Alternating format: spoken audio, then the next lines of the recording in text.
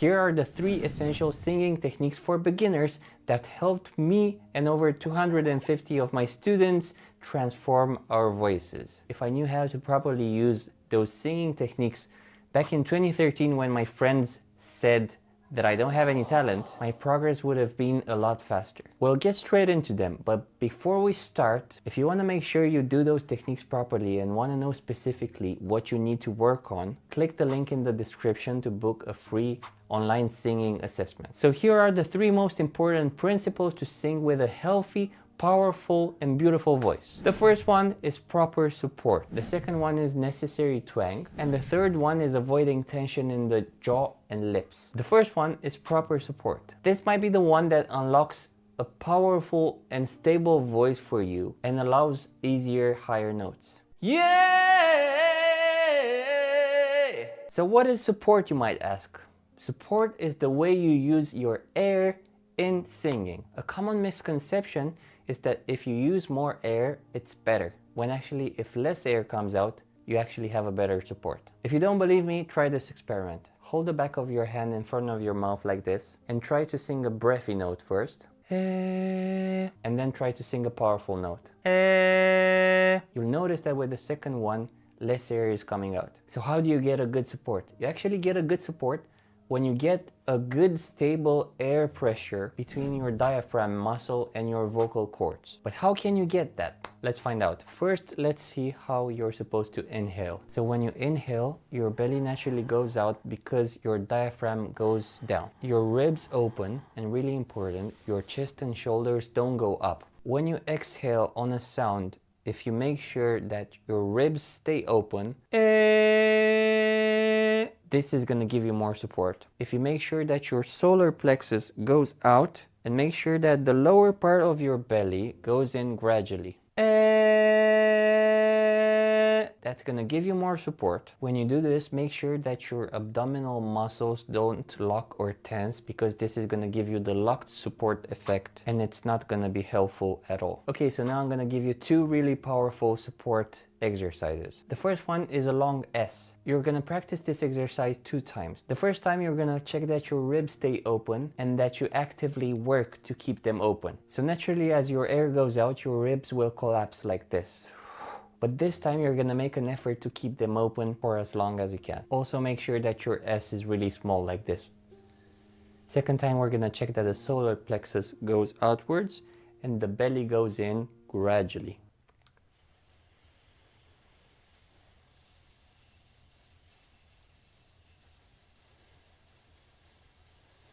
The second exercise is a long S sound. You're going to use the apple bite position like this and the smile, and try to touch the sides of your tongue to the last 2 upper teeth to get more twang like this. Okay, so we're gonna go for 10 seconds 2 times. The first time you're gonna make sure that your ribs stay open, and the second time you're gonna make sure that your solar plexus goes out and your belly goes in gradually.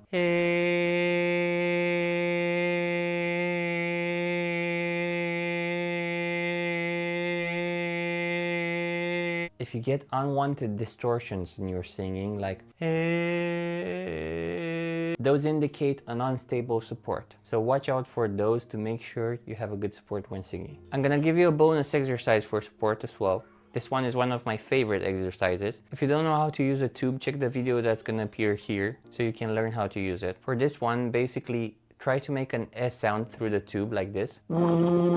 And try to keep your ribs open for 10 seconds while making the sound.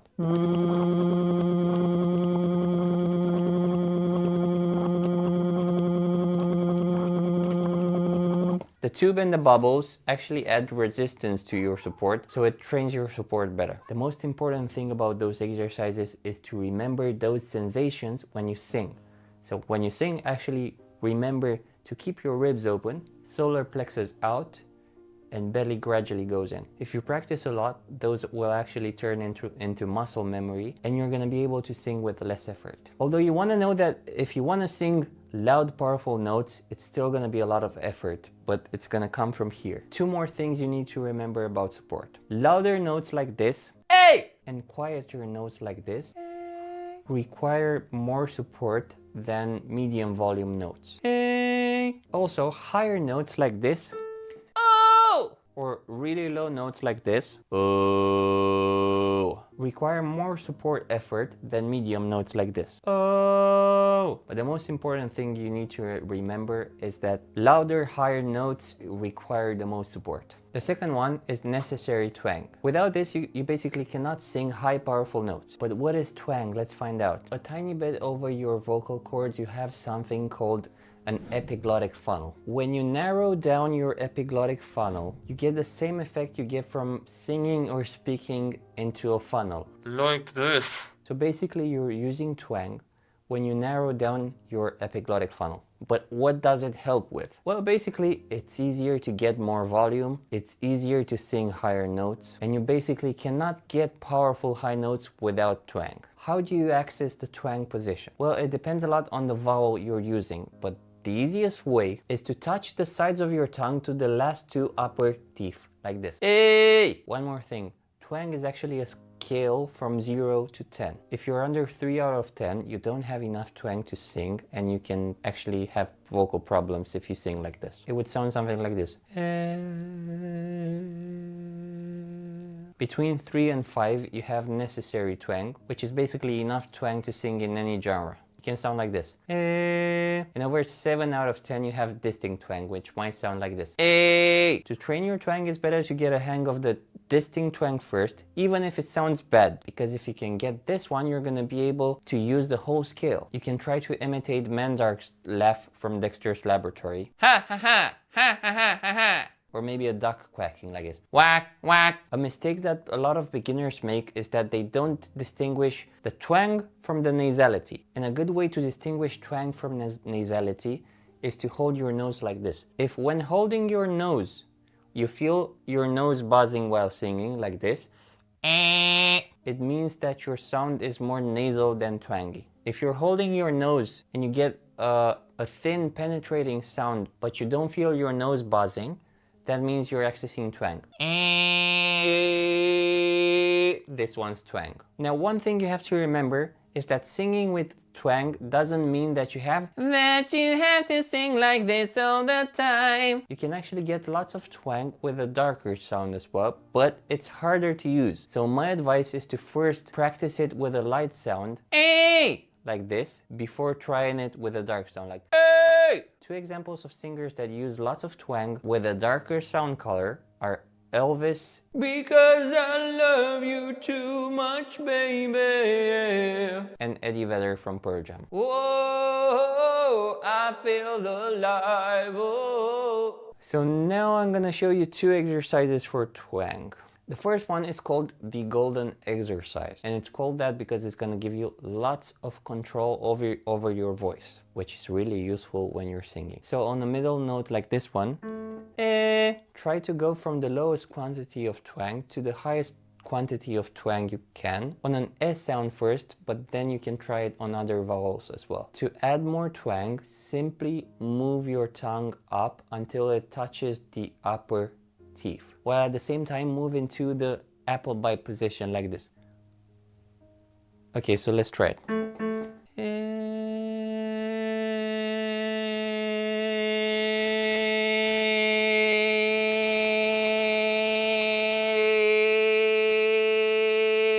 The second exercise, while using the bite position like this and the sides of your tongue on the last two upper teeth, make a ge sound like ge, ge, ge. And let's try it on a scale. By the way, don't mind the nasty sound. It's actually going to be useful in training your voice to have twang, and it will actually lead to a beautiful voice.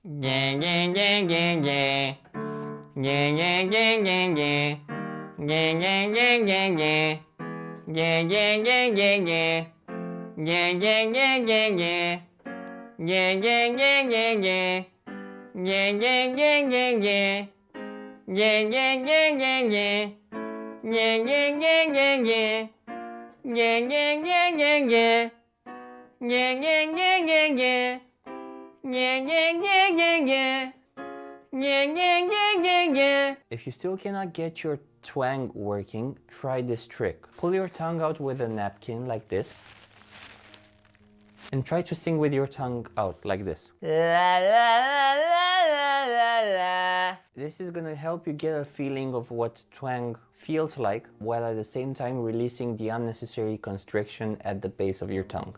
The third technique is to avoid tension in your jaw and lips. If your voice gets tired while singing, this is really important. So basically what you have to know is that when you have tension in your jaw and lips, what happens is that muscles around your vocal cords create unnecessary constriction that makes your vocal cord muscles work more than needed and can potentially lead to a tired voice or even vocal problem. So here are two positions to avoid. The first one is a forward jaw, so like this.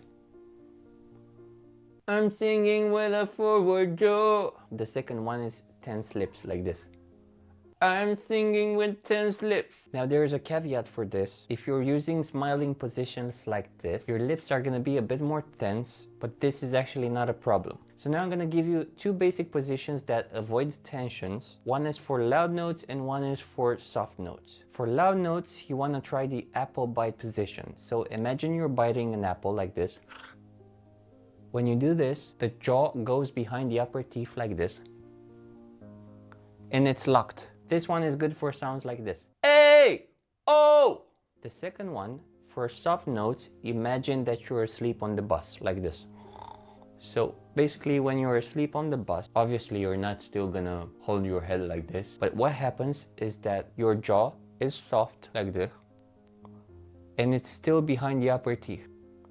This one is good for sound like this. Ah, ee. What you need to know is that unnecessary constriction can lead to really nasty vocal problems like vocal fatigue or even vocal nodules. But it can be created by a lack of support and not enough twang as well. So that's why those three techniques have to work together to get a healthy vocal technique. So I hope this information helps, but remember that practicing without a vocal coach can actually hinder your progress or even create bad habits. If you want to make sure you're on the right track, click on the link in the description and book a free online singing assessment right now.